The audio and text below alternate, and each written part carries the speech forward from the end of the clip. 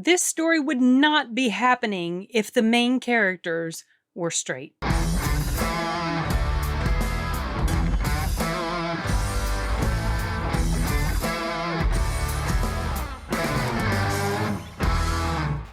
Okay, so as I'm watching this movie, I got to thinking about halfway or towards the end of the film, as just everything went haywire in the story, that the things that happened in here would not have happened if the two main characters had been a straight couple. Hear me out. Has nothing to do with the fact that it's a lesbian couple. It has to do with the fact that most of the characters in here were girls. There were two guys in here.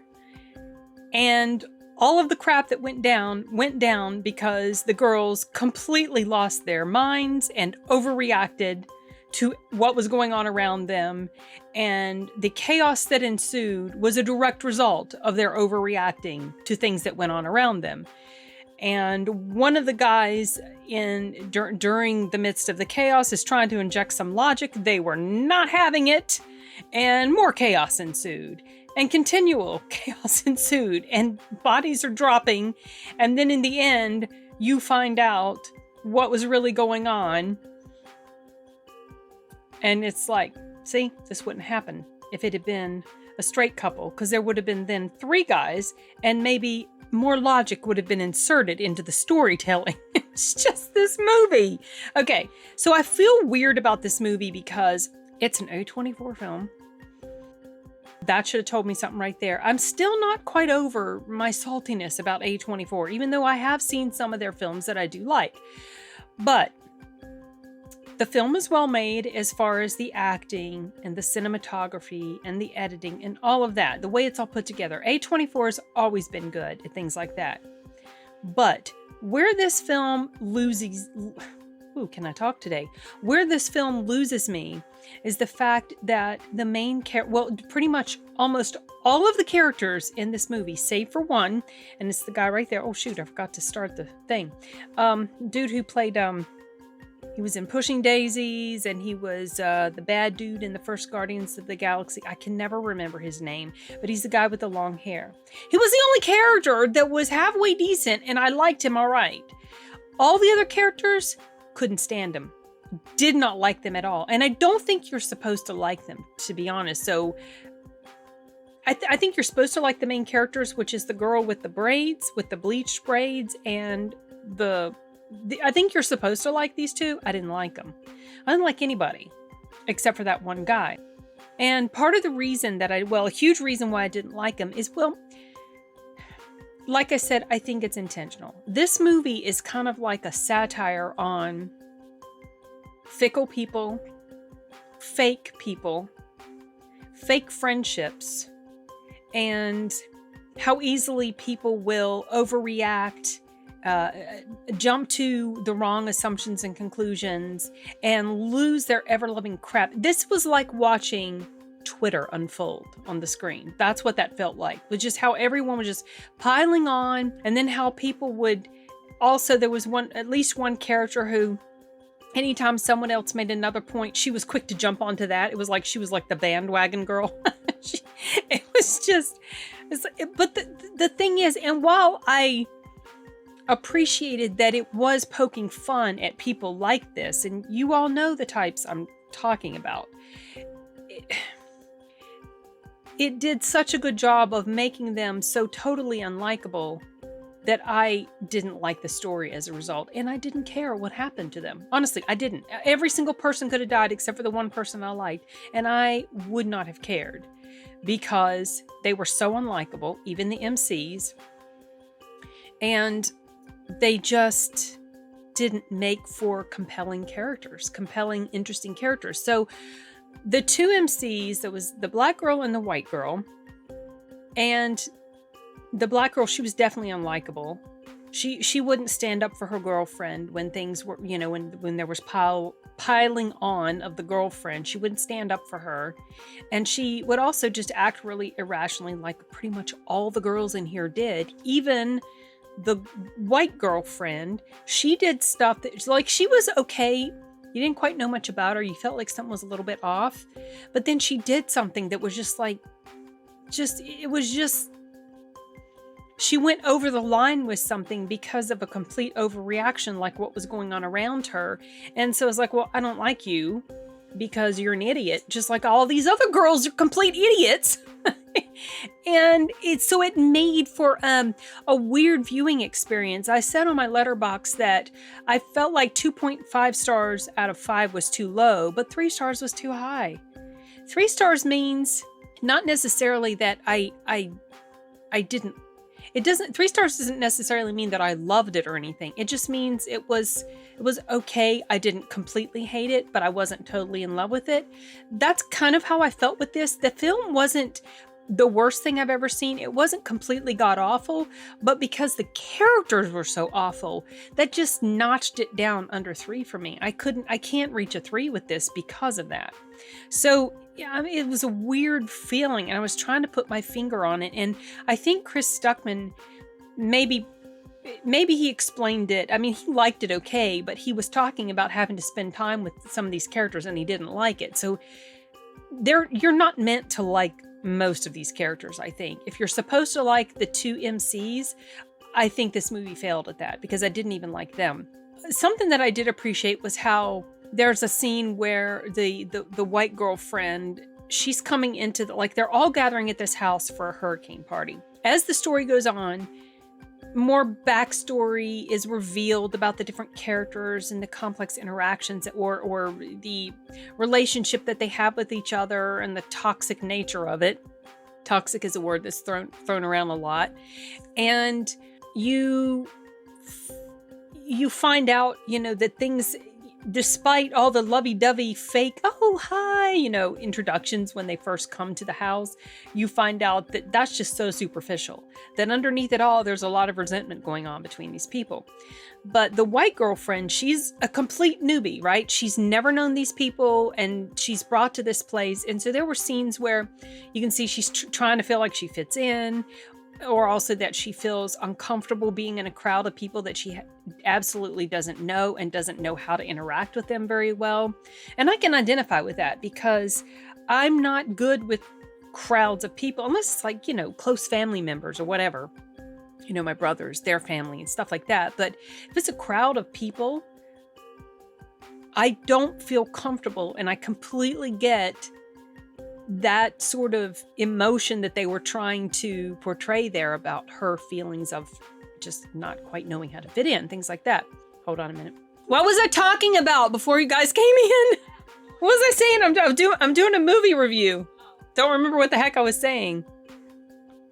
I know it's okay. I can't remember. Oh yeah. So basically, the character's completely unlikable. I did like how they portrayed the one character feeling like she didn't fit in, but they did not do a good job of making her likable because of some of the stupid stuff that she did. And just all of them, like I said, all these girls, none of these girls I would want to be friends with. And maybe that's I don't know if that's so much the personality difference or the age difference. But honestly, I can get along with people of any age as long as they're not idiots. And these characters were idiots. So I don't know. It's, I appreciate that it was kind of a commentary on idiocy and fakery, fickle friendships, pile-ons, like mob sort of mentality, lack of logic and rational thinking skills. But like I said, that was mostly because there were girls involved. I don't think that the stuff that went down would have gone down if it was mostly male cast. So this was just like estrogen overload, and I was not there for it because they were so idiotic.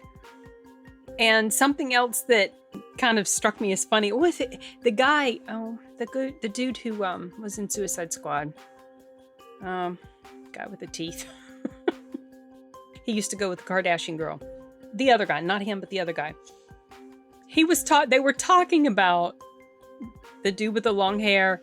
He said something like, the other guy, the younger guy, he said, well, he acts like a dick, but his politics check out. Because they were talking about guns, right? So basically, he was like, well, he acts like a dick, but because he doesn't own a gun, his politics checks out, so he's okay. It's like, what? How does that make him a good or bad person, whether or not he owns a gun. I thought that was just also kind of a representation to me of the very weird black and white mentality that a lot of people, today think with, especially when it comes to politics and how just very divisive it is. It's kind of like this very narrow-minded focus mindset that people have about other people and their value as a human being based on what they think their politics are. It's just, and that's a very disturbing trend I've noticed over the years. I mean, it feels like it's getting much worse. I think I've talked about this before. I think it's because of social media has just really very clearly set these divisions between people that they probably wouldn't have if they were just interacting face to face like normal human beings. But that was also kind of another demonstration to me of just the weird type of mentality that a lot of people have today. And I don't know if it's supposed to be specific to this generation. I can't remember what generation these kids were supposed to be, like millennials or what. I don't even remember what the breakdown is. I don't even know what generation I'm supposed to be in, but whatever. This is primarily a film that's aimed at today's generation, right? Today's young people. And I think it's a pretty sad reflection on them as a group. And I don't know if I was amongst this group of people, this generation, whether I would feel offended by how terrible these people are portrayed. I'm not sure. I don't know.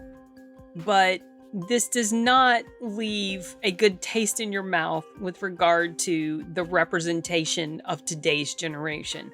I think, like I said, that is intentional. You're supposed to feel like you don't like a lot of these characters. And this movie is like an hour and a half long, so it's not super long, but it did feel like it went on a bit forever, but that was because I was spending time with so many people I didn't like, and all the screeching and the hysterics and it was funny in a way, but then at the same time, it's like, I'm so over hearing you guys screech at each other. Just let this be over. Let's find out who the killer is. And then when you get to the end and you find out certain things, you're like, oh, are you serious? Okay. But I don't know what else to say about this. Like I said, it's a strange feeling I have about it in that I liked parts of it, but the characters are so overwhelmingly unlikable that affected my feeling about the entire movie. Maybe if I go back and rewatch it years from now, I'll have more appreciation for it, but I honestly don't want to return to hanging around with these people that were just not very good people and not pleasant to hang around with for an hour and a half. And I don't know what else to say beyond that. If you guys manage to check this out or have any interest in checking it out, let me know what you think about it. I can understand why people might like it, but I can also understand why people didn't like it. The critics are in love with it, of course. The audience scores are quite a bit lower than the critical scores, and I get why. I think it's because of how awful these people are. And when there's really nobody that you can pull for in a story, it just kind of leaves you feeling bleh about the entire thing. Well, it does me. That's how I feel. I like to have somebody I can root for, And I really, except for this guy, I wasn't rooting for anybody. I just didn't. And even then, because you're not really around him too much, there's only so much rooting that you can do before things just really go sideways. And you're just like, just everybody die so I can leave. I don't know. Anyway, it's a weird mixture of feelings, like I said. So those are my thoughts on Bodies. And I don't necessarily regret watching it, honestly. It's not a Green Knight. It's not a Moonfall. It's just, I don't want to return to it again. Anyway, that's it.